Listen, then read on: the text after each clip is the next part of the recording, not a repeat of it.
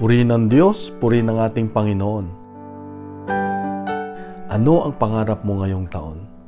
Sa Ebanghelyo ngayon makita natin ang tatlong pantas na ginabayan sila ng bituin para matagpuan ang bagong silang na sanggol na si Jesus. Bawat isa sa atin ay may nakatagong pangarap.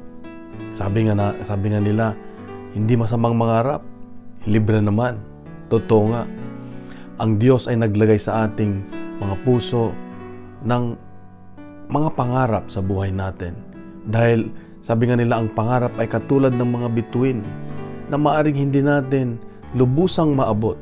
Pero ang bituin na yan, ang pangarap na yan, ang gagabay sa atin upang makamit natin ang isang buhay na binigay ng Diyos sa atin. Lalo na kung ang pangarap na yan ay magdadala sa atin palapit sa Diyos.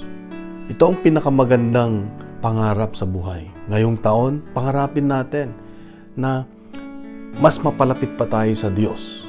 Dahil wala nang kasing saya o kasing halaga sa buhay ang mapalapit sa Diyos. Dahil ito ang ating misyon, ang mapalapit sa Diyos at hindi yung papalayo.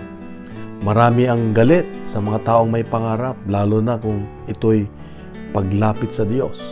Pero huwag tayong matitinag, kapatid, dahil ito ang paalala ng Diyos sa atin, itong hamon ng Diyos sa atin ngayon, na palagi nating hanapin ang Diyos. Ang paglakbay natin dito sa lupa ay dapat papalapit sa Diyos, patungo sa Diyos. Kapatid, mahal tayo ng Diyos, ito ang paalala sa atin, at nawa magawa natin sa tulong ng Banal na Espiritu Santo. Sa tulong ng Banal na Espiritu Santo. Kaya tayo ay gabayan nawa ng Diyos.